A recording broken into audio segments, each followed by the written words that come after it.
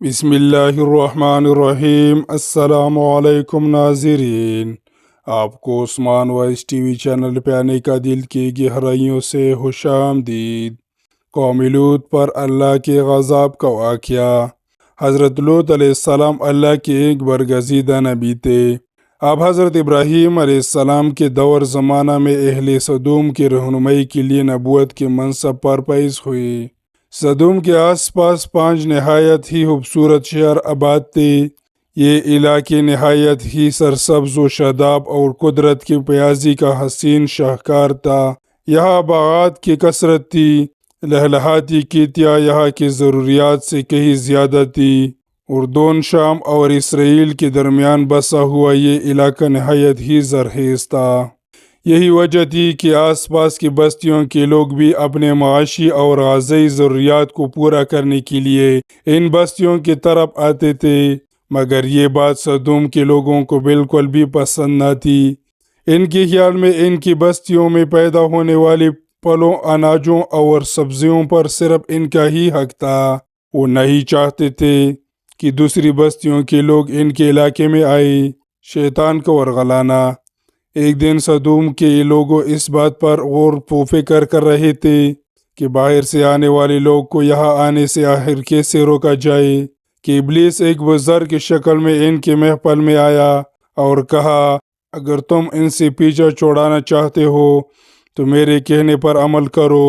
ابلیس نے کہا کہ اگر تم ان بستیوں کے لوگوں سے نجات چاہتے ہو جو تمہاری بستی میں آ جاتے ہیں تو ایسا کرو کہ جب بھی کوئی شخص تمہارے علاقے میں آئے تو تم لوگ زبردستی اس کے ساتھ اپنی خواہش پوری کرو۔ اس طرح یہ لوگ اس بستی میں آنا چھوڑ دیں گے۔ پھر اہل سدوم نے اس بد فعل کو اپنا پیشہ بنا لیا۔ اپنی نفسانی خواہشات کے لیے مردوں سے پہلی اس قوم کا دستور بن گیا۔ یہاں بے حیائی عام ہو گئی تھی۔ حکمران، سردار، ہر طبقے میں گھر گھر یہ عمل پھیل گیا۔ بڑی محفل میں یہ لوگ اس فحاشی کے کام کو کر کے خوش ہوتے تھے۔ ترمیم میں لکھا ہے کہ اہل سدوم اپنے روزمرہ کی زندگی میں سخت ظلم، دھوکے باز اور بد معاملات تھے۔ کوئی مسافر ان کے علاقے سے بحیریت نہ گزر سکتا تھا، کوئی غریب ان کی بستیوں سے روٹی کا ایک ٹکڑا نہ پا سکتا تھا۔ بارہا ایسا ہوتا تھا کہ باہر کا آدمی ان کے علاقے میں پہنچ کر پاکوں سے مر جاتا اور یہ اس کے کپڑے اتار کر اس کی لاش کو برہنہ دفن کر دیتے۔ توحید کی دعوت۔ حضرت لوط علیہ السلام نے انہیں توحید کی دعوت دی اور بدکاری کے اس گناہوں نے عمل سے توبہ کرنے کا حکم دیا۔ حضرت لوط علیہ السلام نے کہا، تم بے حیائی کیوں کرتے ہو؟ کیا تم عورتوں کو چھوڑ کر لذت حاصل کرنے کے لیے مرد کی طرف مائل ہوتے ہو؟ حقیقت یہ ہے کہ تم احمق لوگ ہو۔ حضرت لوط علیہ السلام اہل سدوم کو دن رات نصیحت کیا کرتے، لیکن قوم لوط پر اس کا کوئی اثر نہ ہوتا، بلکہ وہ بہت فخریہ انداز میں یہ کام کرتے تھے۔ انہیں حضرت لوط علیہ السلام کا سمجھانا بھی برا لگتا تھا، لہٰذا انہوں نے صاف صاف کہہ دیا کہ اگر تم ہمیں اس طرح برا کہتے رہے اور ہمارے کاموں میں مداخلت کرتے رہے تو ہمیں تمہیں اس شہر سے نکال دیں گے۔ حضرت لوط علیہ السلام نے نصیحت و تبلیغ کا سلسلہ جاری رکھا، عذاب الہی کا مطالبہ۔ لہٰذا ایک دن اہل سدوم نے خود ہی عذاب الہی کا مطالبہ کر دیا۔ اللہ تعالیٰ نے اب تک ان کے اس بدترین فحاشی اور بدکاری کو ڈھیل دے رکھی تھی، لیکن جب انہوں نے حضرت لوط علیہ السلام سے ایک دن کہا کہ اگر تم سچے ہو تو ہم پر عذاب لے آؤ، لہٰذا ان پر عذاب الہی کا فیصلہ ہو گیا۔ اللہ نے اپنے خاص فرشتوں کو دنیا کی طرف روانہ کر دیا۔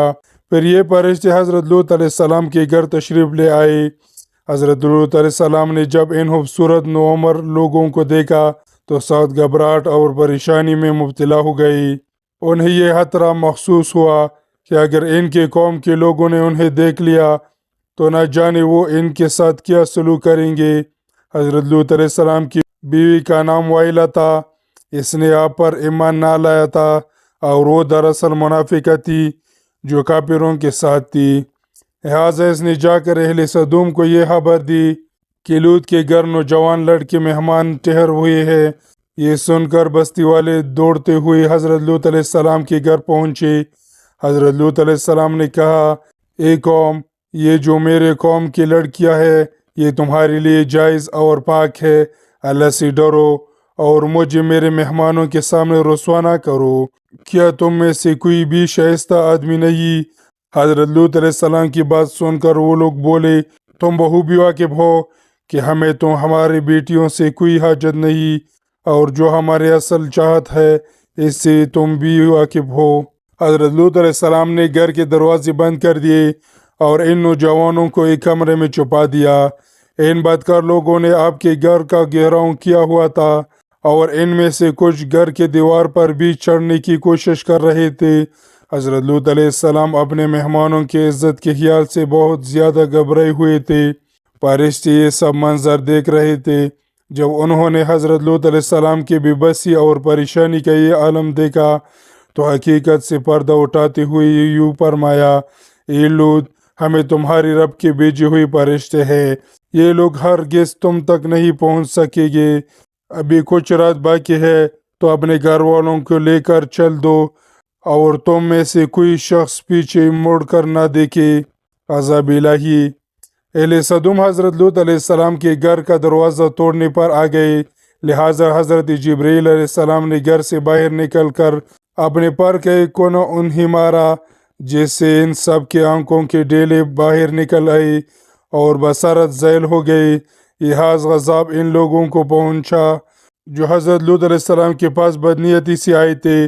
حضرت لوط علیہ السلام حقیقت حال جان کر مطمئن ہو گئے اور اپنے گھر والوں کے ساتھ رات ہی کو نکل کھڑے ہوئے۔ اس وقت ان کی بیوی بھی ان کے ساتھ تھی، لیکن کچھ دور جا کر وہ واپس اپنی قوم کی طرف پلٹ گئی اور قوم کے ساتھ جہنم رسید ہو گئی۔ صبح کا آغاز ہوا تو اللہ کے حکم سے حضرت جبرائیل علیہ السلام نے بستی کو اپنے پر سے اکاڑ دیا اور پھر اپنے بازوں پر رکھ کر آسمان پر چڑھ گئے، یہاں تک کہ آسمان والوں نے بستی کے کتوں کے بھونکنے اور مرغیوں کے بولنے کی آوازیں سنی۔ پھر اس بستی کو زمین پر دے مارا، جس کے بعد اس پر پتھروں کی بارش ہوئی۔ جب یہ پتھر ان کو لگتی تو سر پاش پاش ہو جاتے۔ صبح سویرے شروع ہونے والا یہ عذاب اشراق تک پوری بستی کو نست و نابود کر چکا تھا۔ قوم لوط کی ان خوبصورت بستیوں کو اللہ نے ایک انتہائی بدبودار اور سیاہ جھیل میں تبدیل کر دیا، جس کے پانی سے رہتی دنیا تک کوئی پیدا نہیں اٹھایا جا سکتا۔ سمندر کے اس خاص حصے میں کوئی جاندار مچھلی، مینڈک وغیرہ زندہ نہیں رہ سکتے، اس لیے اسے ڈیڈ سی یعنی بحر مردار کہا جاتا ہے، جو اسرائیل اور اردن کے درمیان واقع ہے۔